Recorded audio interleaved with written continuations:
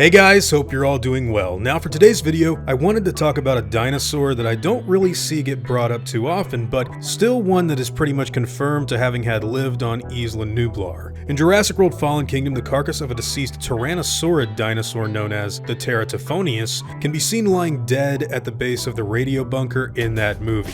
And some of the other deleted material seems to imply that originally, the animal may have had a much larger role.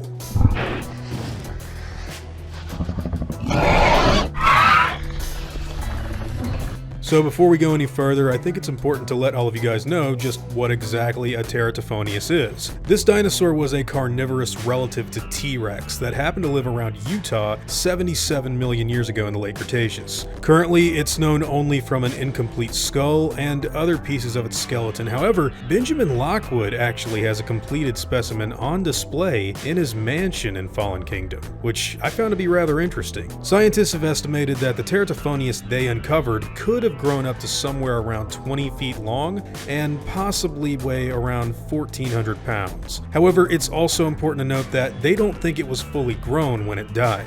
Another interesting bit of information happens to be some theories surrounding the stronger bite force of this animal when compared to something like an Albertosaurus, which is also in the Tyrannosaurid family. That being said, due to what little evidence they have, this shouldn't be taken as matter of fact just yet. So when it came time to make Jurassic World Fallen Kingdom, one of the dinosaurs that would be shown to have died on the island in between the 4th and 5th films happens to be this Teratophoneus. And I've talked about this before in the past, but the carcass that they created for the film was meant to sort of show how the animals were suffering on the island in the absence of their human caretakers. You can see the body of this guy during the scene where Owen, Grady, and the others are just about to enter the radio bunker and look for Blue. Now, what I find really interesting about some of this behind the scenes material is the fact that if you take a look at some of these photos that feature the team working on the body, you can actually see what appears to be JW-Gojifan Allosaurus concept art that was used for the film. Of course, it also has a few notable differences with that dinosaur when examined a little more closely, but for some strange reason, this concept art looks like it evolved into the Allosaurus that we see later on in the film during the climactic volcanic eruption scene, and we can actually prove this a little bit further because we actually have previs for Fallen Kingdom that shows a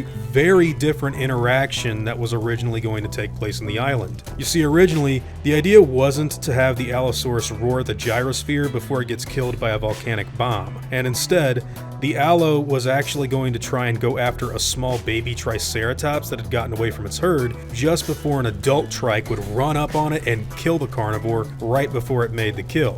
This is where an unidentified Teratophoneus looking animal would have filled in for the scene where Claire looks out at the Gyrosphere, where this dinosaur's fate would have been similar to the Allos that we see in the final release. It's important for me to explain to all of you guys just how much stuff radically changed on Fallen Kingdom during all of these intricate set pieces, because apart from the whole Spinosaurus and T.rex rematch that got retooled into the Carno and Sinoceratops fight, virtually the entire volcanic eruption went through a flurry of changes as well. There's this really awesome article that Industrial Light and Magic put up on Fallen Kingdom's eruption where they explain that, quote, the film was originally scripted to have the heroes racing to escape a lava flow, but the production soon felt that the lava would look unbelievable moving down the hillside at the required 15 to 25 miles per hour. So the decision was made to have some sort of gas cloud, but even here, it was discovered that such volcanic plume would be so hot that Owen and the dinosaurs would immediately die.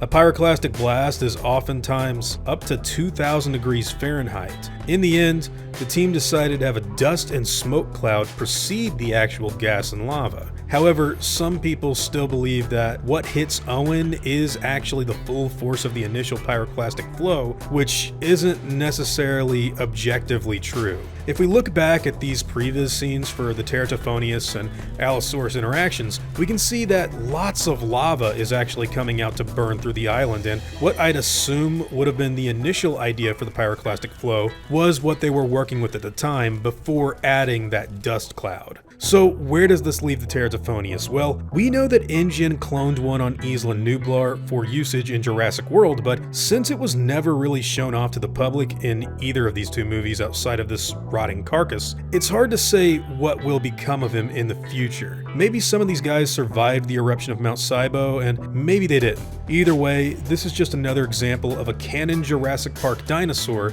that will sadly join the ranks of animals like Metriacanthosaurus and Segisaurus due to the fact that we know they existed in the franchise, but we also never got to see them in the flesh. Anyways guys, what are all of your thoughts on this deceased dinosaur? Do you think it would have made for a cool scene in this earlier version of Fallen Kingdom? And do you think they should bring it back and let us all see it in a future installment? I know I'd love to see what it looks like running around and terrorizing people in a story, but hey, whatever your own thoughts and opinions happen to be, I'd love to hear them in the comments down below. Now before I go, I'd like to thank all of my game wardens, as well as all of my InGen executives. I'd also like to thank all of my park workers and InGen hunters as well. Guys, it seriously means the world to me that all of you continue to support what I do, and I never want you to ever forget that. Now, I'd like to thank all of you for watching today's video and hope you all enjoyed the content. If you feel like I deserve it, I'd appreciate the like and hope that you'll all consider subscribing if you're interested in hearing from me again. I'll see you all in the next video, guys, and as always, take it easy.